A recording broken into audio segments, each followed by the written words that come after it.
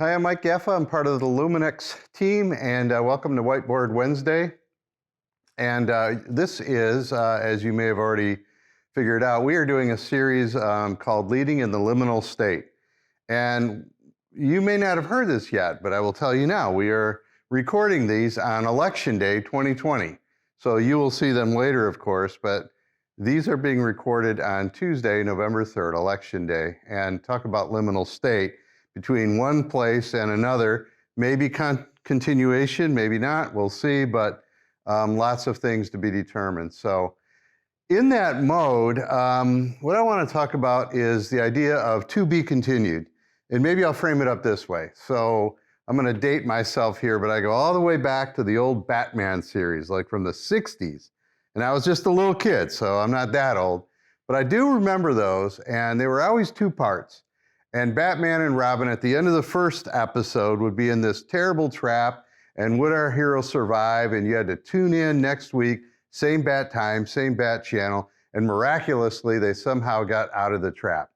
But you had to wait a week, and that was part of the deal, and you knew it. Well, fast forward to 2020, and frankly, we're not so good at waiting. So we live in a microwave culture, which was not even a thing in the 60s. We want what we want when we want it, and the idea of waiting, not so much.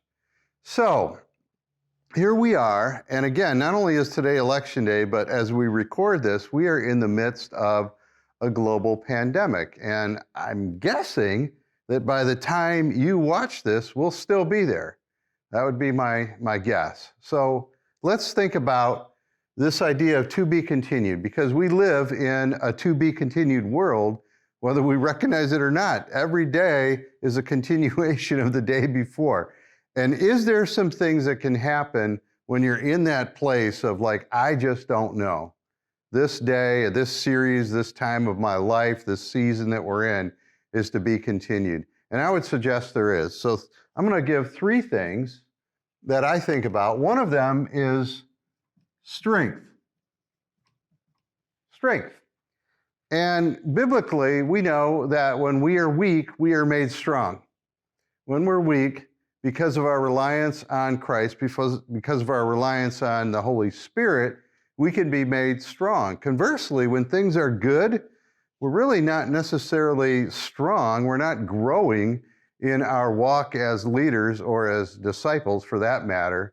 But we can lull ourselves into thinking, well, we're all that and, a bag of chips too. Well, strength comes when we're on our knees, when we're totally reliant, when as leaders and as individuals, we're saying, I don't know the answer. Let's talk this out. Biblically, we know that wisdom comes with abundance of counselors and from seeking the leading of the Holy Spirit. And God gives us wisdom too. But when you're in crisis or when you're in a to be continued mode and you don't know what tomorrow's going to bring, that actually can strengthen our leadership. Here's the other thing. It strengthens the leadership of the people around us, those we lead or those we're in a team with. It can strengthen and will strengthen them too, because particularly if you're the senior leader of your church or organization, and you're the one saying, look, I don't know, we've never been in a global pandemic before. I don't know what this looks like for our church or our ministry or our company, but we got to work on this together. This is an invitation for other leaders to grow in their leadership. So strength is a byproduct, can be a byproduct of this to be continued state that we find ourselves in. Here's the second, focus. Focus. I mean, think about this for a moment. We have been, maybe as the church, so honed in on Sunday morning. And understandably, that's when we gather for corporate worship. But in most cases, most churches, it's something like an hour, maybe a couple hours during the week. And it begs the question, how are we doing in the other 167, maybe 166 hours of the week? And so now, in this to be continued liminal state, COVID-19 world that we're living in, with churches doing different things, but every church in some way, shape, or form is having to alter its trajectory. And the church, I think, has an opportunity and has had an opportunity in this season to actually sharpen its focus. So what we do on Sunday morning and why we do it, that comes into focus because we have to get tighter at it. We can't just do the same thing we've done year over year forever and ever. And what we do in the other 166, 167 hours, same thing. How are we going to be the church scattered? And so that's a challenge, and it can increase our focus. The third thing is transformation. Transformation. And there again, when you're living in this place of to be continued and it feels like we just don't know what's going to happen, that presents actually an incredible opportunity for God to lead us, mold us, work with us. You know, Todd Bolsinger has a new book out.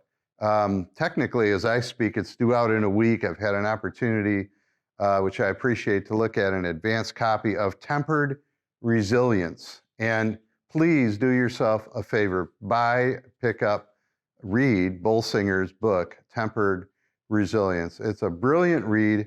It talks about, the byline, in fact, is that leaders are formed in the crucible of change.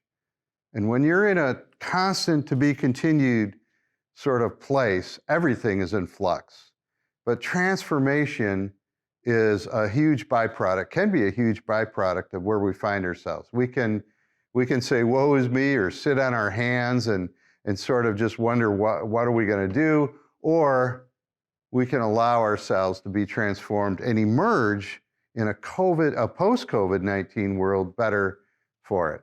So good things can happen even during the most difficult circumstances. Yes, we live every day, if we're paying attention, not just during COVID-19. Every day really is a to be continued kind of day, and every day is an opportunity to learn and grow, get stronger, and more focused, and be transformed. Thanks for listening.